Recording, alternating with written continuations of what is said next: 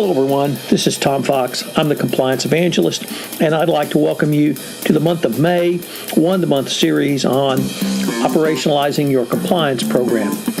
In this month, I will focus on the use of your human resources function to help you operationalize your compliance program. This month, my sponsor is Advanced Compliance Solutions. Advanced Compliance Solutions is your one-stop shop for all compliance-related services. Advanced Compliance Solutions has a new, exciting service offering called the Compliance Alliance, which is a three-step program that will provide you and your team a background into compliance and the FCPA so you can consider how your product or service fits the needs of the compliance officer, the compliance practitioner, and the compliance professional. It includes a boot camp, a podcast series, sponsorship, and an in-person training. Each section builds on the other and provides your customer service and sales teams with the knowledge they need to have intelligent conversations with compliance officers and decision makers. When the program is complete, your teams will be armed with the knowledge they need to sell and service every new compliance client. Interested people should contact myself, Tom Fox. In the evaluation of corporate compliance programs issued by the Department of Justice, there was a section on incentives and discipline. This spoke directly to the need of the HR function in compliance. Or several other parts of the evaluation which speak to the integration of compliance into your HR function to fully operationalize your compliance program.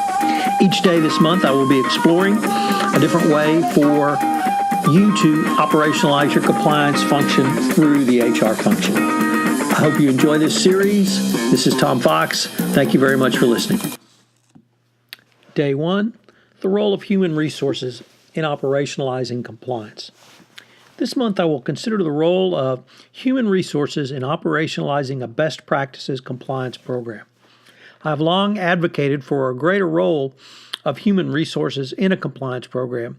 Indeed, one sign of a mature Foreign Corrupt Practices Act compliance and ethics program is to the extent in which a company's HR department is involved in implementing the solution. While many practitioners do not immediately consider HR as a key component of an FCPA compliance solution, it can be one of the lynch-pins in spreading a company's commitment to compliance throughout the employee base. HR can also be used to connect the dots and many divergent elements of an FCPA compliance and ethics program. Even more importantly is the operationalization of compliance into the fabric of a business. One of the key indicia of an effective compliance program is how long each separate corporate discipline incorporates compliance into its everyday functions. An active and functioning compliance program will literally be alive in each department in an organization.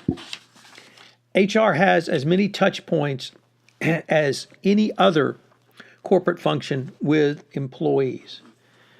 From interviews to onboarding to evaluations and performance appraisals, even to the separation process, HR leads many corporate touch points. Each one of these touch points can be used to teach, educate, reinforce the message of doing business ethically and in compliance with laws such as the FCPA, the UK Bribery Act, or similar legislation. The Department of Justice evaluation of corporate compliance programs listed 4 specific areas of HR touch points in a best practices compliance program, found under Prong 8, Incentives and Disciplinary Measures. Under accountability, the following questions are raised. What discipline actions did the company take in response to the misconduct, and when did they occur? Were managers held accountable for misconduct that occurred under their supervision? Did the company's response consider disciplinary actions for supervisors' failure and oversight? What is the company record on employee discipline relating to the types of conduct at issue? Has the company ever terminated or otherwise disciplined anyone for the type of conduct at issue? Next, human resource process. Who participated in making the disciplinary decisions for the type of misconduct at issue? Next, consistent application. Have the disciplinary actions and incentives been fairly and consistently applied across the organization? Next subject, the incentive system. How has the company incentivized compliance and ethical behavior? How has the company considered the potential negative compliance implications of its incentives and rewards? Have there been specific examples of actions taken, i.e. promotions or awards denied, as a result of compliance and ethics considerations? We consider the number of touch points HR has in the employment lifecycle. Its role in facilitating the operationalization of compliance becomes clear.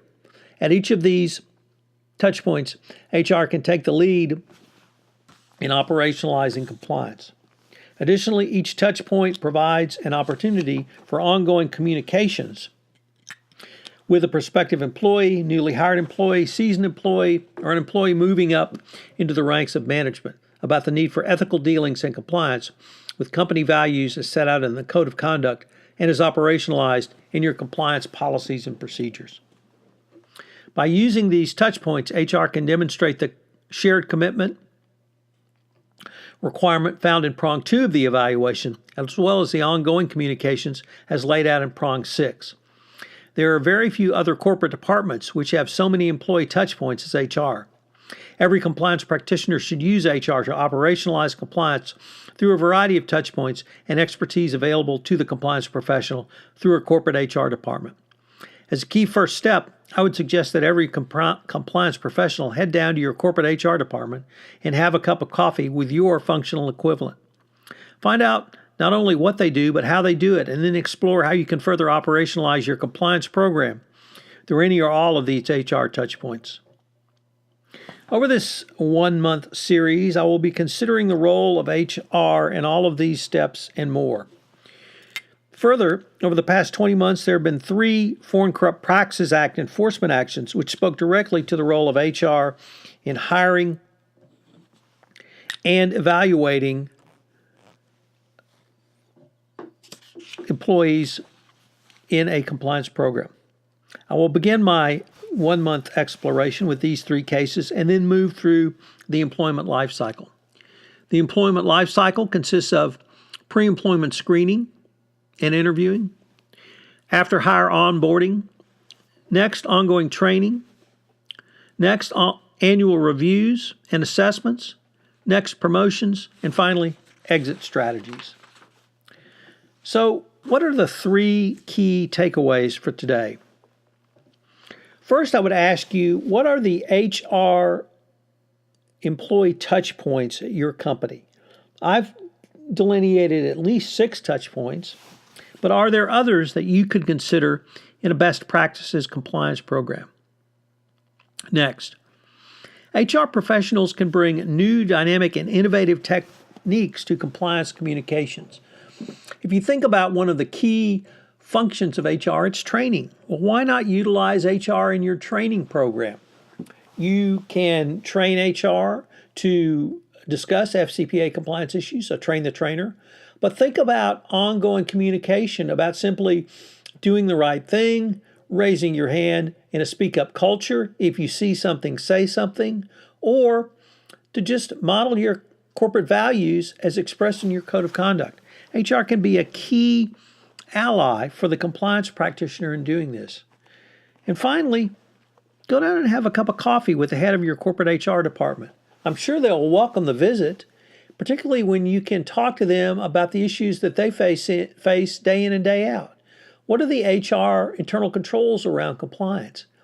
How can the current or necessary or required HR controls be adapted for compliance? There's a wide variety of things you can do at little or no cost simply by aligning the HR mission with that of the compliance function. It's a department that many compliance practitioners do not think of initially, but I think you will find it to be an excellent resource for you to operationalize compliance. This is Tom Fox. Thank you very much for listening to day 1 of the role of human resources in operationalizing compliance, and I hope you will join me tomorrow for day 2 in 1 month to operationalizing compliance through HR. Thank you. This is Tom Fox again, and I'd like to thank you for listening to this episode of 1 month to operationalizing your compliance program through the use of your HR function. If If you've enjoyed this podcast, I hope you will rate it on iTunes, as it would help our ratings, and also get the word out about this seminal one-month series that I'm doing in 2017. Also, if you have any questions, please feel free to email me at tfox, that's tfox, at tfoxlaw.com. Finally, I hope you will join me again. This is Tom Fox. Thank you again for listening to this episode.